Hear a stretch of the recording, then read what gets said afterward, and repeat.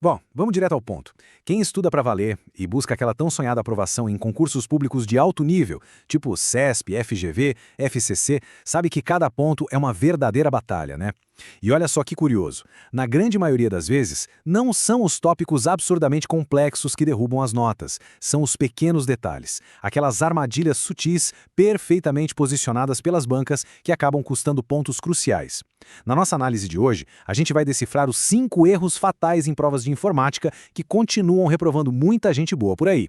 E logo depois, vamos explorar a nova fronteira dessas provas, a LGPD e a segurança e inteligência artificial. Entender essa lógica vai literalmente mudar a forma como a gente enxerga essas questões. Vamos começar com o nosso erro número 5. E para isso eu deixo uma pergunta no ar. O que o atalho Ctrl+Alt+Del realmente faz no Windows 10? Pensa rápido. O instinto imediato de quase todo mundo que usa um computador no dia a dia é dizer: ah, isso aí abre o gerenciador de tarefas. E adivinha? As bancas sabem desse nosso instinto, elas contam com ele. E é exatamente aí que a armadilha se fecha com força.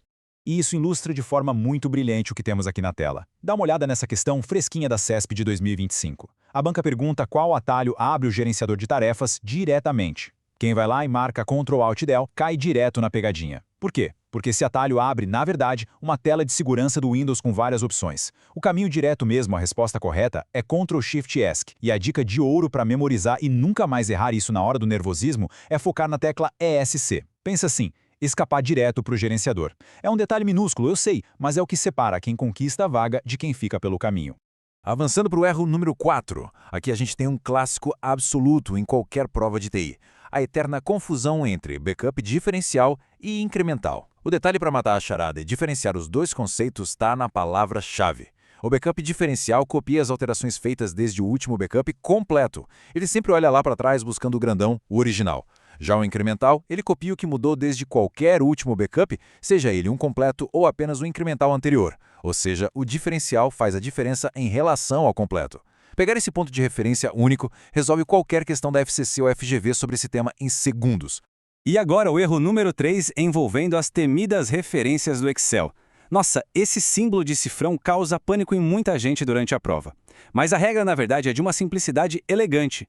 É só lembrar o seguinte: o cifrão trava exclusivamente o que vem imediatamente depois dele, nada mais. Por exemplo, se a gente tem $1, o cifrão está só antes do número 1, então ele trava apenas a linha. A coluna A fica solta, livre para variar se a célula for copiada.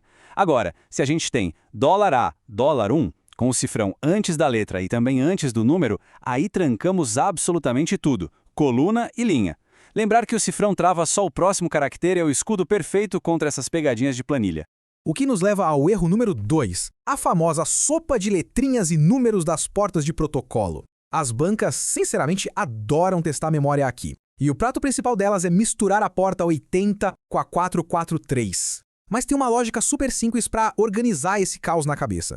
O HTTP, que é aquela web padrão que a gente usa hoje, tem a porta 80. Repara no som. O H e o O de HTTP lembram a palavra hoje, que também nos faz lembrar de 80. Já o HTTPS, que é a web segura, tem a porta 443. Uma dica excelente é lembrar que a opção segura tem mais números, ela é maior, mais robusta. Memorizar essa tabela sabendo que o SMTP envia e o POP3 recebe e-mails garante aqueles pontos fáceis que muita gente deixa na mesa de bobeira. E chegamos ao erro número 1, a armadilha definitiva: permissões de arquivos no Linux. Essa é a armadilha definitiva presente em praticamente todos os editais de peso. Quando aparece aquele comando chmod, é quase um desespero generalizado, né? Mas a gente vai desmistificar isso agora, quebrando o conceito nas suas partes mais básicas. Tudo começa com essa tabelinha matemática super simples.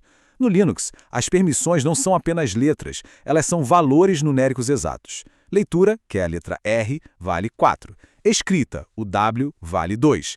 E execução, o X, vale 1. Todo aquele sistema de permissões que parece um bicho de 7 cabeças na prova é, na verdade, só um exercício bem básico de soma com esses 3 numerozinhos. E aqui a gente vê como essa soma funciona na prática, dividida em 3 etapas. O sistema Linux sempre lê as permissões em 3 bloquinhos: proprietário, grupo e outros. Então, se o proprietário tem permissão total de leitura, escrita e execução, a gente soma 4 mais 2 mais 1, que dá 7. Se o grupo apenas lê e executa, soma mais 4 e 1, chegando a 5. E se os outros usuários, o resto do pessoal, também só leem e executam, temos outros 5.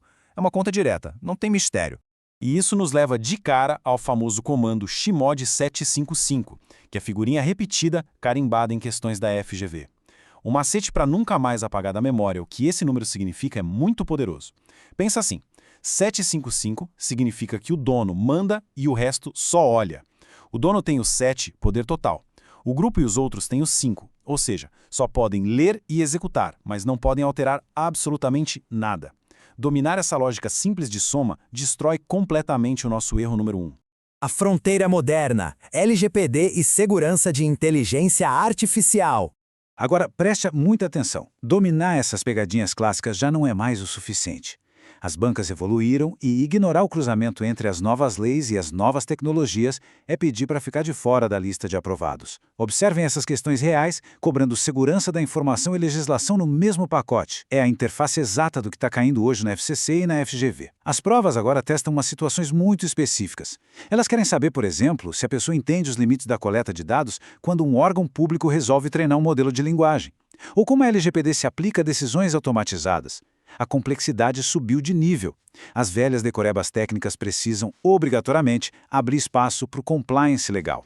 E para resolver essas questões modernas, a gente tem 2 princípios de ouro aqui: a minimização de dados e a limitação de finalidade. O grande pulo do gato é o seguinte: se uma questão disser que um sistema de IA foi treinado com uma base de dados gigante, cheia de informações desnecessárias, ou que os dados coletados num guichê de atendimento foram usados para treinar um algoritmo de marketing sem a pessoa saber, isso é violação claríssima da LGPD. Na visão das bancas hoje, aquela história de coletar o máximo de dados possível é sempre a alternativa errada.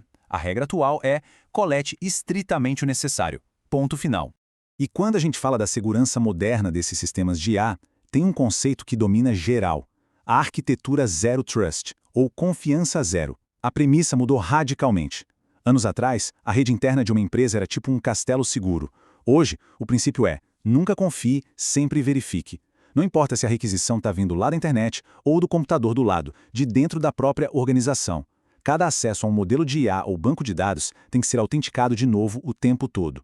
Então a gente chega à nossa reflexão final. Escapar daquelas velhas armadilhas técnicas, saber os atalhos, entender a matemática do Linux, tudo isso é o requisito mínimo hoje em dia. Mas será que ignorar essa nova fronteira de leis e segurança e inteligência artificial é exatamente o detalhe que pode custar a aprovação? Para quem quer garantir o nome no diário oficial, o caminho é super claro. Tem que aliar o conhecimento técnico clássico com essa visão estratégica de leis e segurança. É isso que define quem vai passar nas próximas provas. Pensem nisso, absorvam bem essa lógica e até a nossa próxima análise.